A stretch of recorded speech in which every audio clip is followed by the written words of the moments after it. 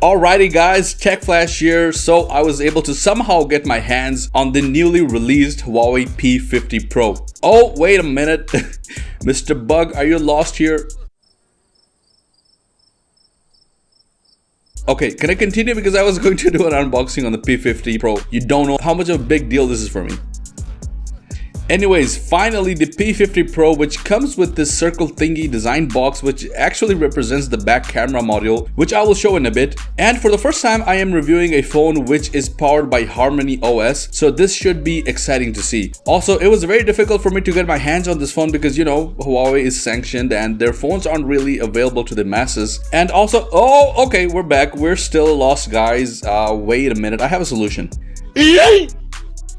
Looking at the box, I think it's pretty obvious that because of the thinner profile, the P50 Pro does not come with a charger included in it. The variant that we have today comes with 8 gigs of RAM and 256 gigs of internal storage. Another interesting thing here is the chip that we get to see with this device. The P50 Pro comes with the Kirin 9000 chip, which is actually a 5G chip, but if you notice, the box says 4G, and that's because 5G support is disabled on the chip as a result of the US sanctions. For those that don't know, Huawei had a shortage of the Kirin 9000 chips, so they were left with no choice than to go ahead and get the Snapdragon 888 chips from Qualcomm for some of their devices, but the sanctions wouldn't allow Qualcomm to sell them with 5G support, so Qualcomm actually went ahead and made these custom 4G chips only for Huawei. Because of that, Huawei decided to also keep their Kirin 9000 chips with 4G support to keep things consistent across the board. Opening up the box, we get to see the booklet, which has some Chinese on it because, well, it is a Chinese variant. Right after that, we have the phone itself covered in parchment paper, and the device here comes in this very unique light gold, almost champagne type of color. On camera, it actually looks like it's all chrome, but in reality, it has a golden shade to it, which kind of reminds me of the stainless steel finish that you see on the gold iPhones. On the back, we get this very unique round camera module with a quad camera setup. On the top, we have the 3 cameras, and just below it, we have one separate camera, which is a periscope camera alongside the LED flash. And weirdly enough, there are 2 LED flash modules, one on the bottom and one slightly above it, which I can only assume covers the top 3 cameras, and even the colors for both LEDs are a bit different from each other.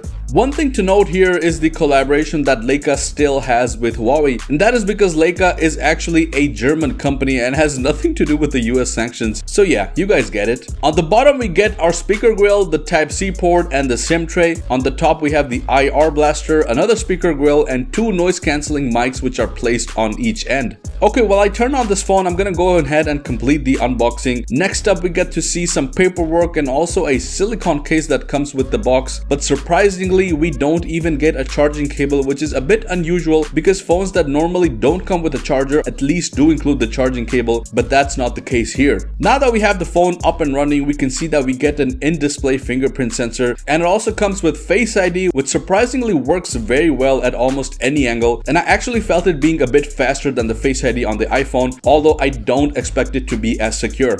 Furthermore, looking at the operating system, by the looks of it, it kind of mimics Android, but it is actually running Huawei's own Harmony OS. And as I mentioned, there are no Google services on this phone whatsoever, like nothing at all from Google. So instead of that, we get to see what Huawei calls HMS Core. For those wondering, HMS Core is a set of developer services that Huawei came up with. These include tools for location tracking, sign-ins, in-app purchases, ads. So basically, developers can use these core services as well as other APIs provided by Huawei to create applications for HMS. When it comes to performance, the Kirin 9000 chip is quite a capable chip, but when I ran an Antutu benchmark test, the scores were a bit underwhelming. For comparison's sake, the 589,000 score that you see here is around the same score you would see on the Galaxy Note 10 Plus or the Poco X3 Pro, so as per today's standards, it was a bit lower than expected. Coming to the camera setup, we have a 50 megapixel main camera alongside a 13 megapixel ultra wide and a 48 megapixel monochrome sensor, which will shoot in only black and white and really helps in low light situations. Apart from that, we get to see a 3.5 times optical zoom, which comes from this periscope camera, and it can also go up to 100 times on digital zoom. The front camera is a regular 13 megapixel camera, so nothing too exciting there. On the video side of things, you get to record in only 4K resolution. Unfortunately, 8K video is not available on the P50 Pro.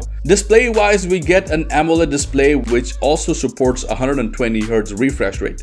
Coming down to a verdict about this phone, I would honestly not recommend it to anyone. Even though the P50 Pro is considered a flagship phone, it is not something worth buying because there are so many limitations to it, both on the software and hardware side of things. You won't find any Google services at all, there are no proper updates at the moment, and I have to say the US sanctions are really hurting Huawei. At the moment, the only reason this phone exists is because Huawei just wanted to put something out there. The world is not a better, more happier place with this phone. We could do just fine without it. Just kidding guys, no hate on Huawei, but on a serious note, don't buy it. Alright guys, that is it for the P50 Pro. As always, thank you so much for watching, and I'll see you guys in the next one. Peace out.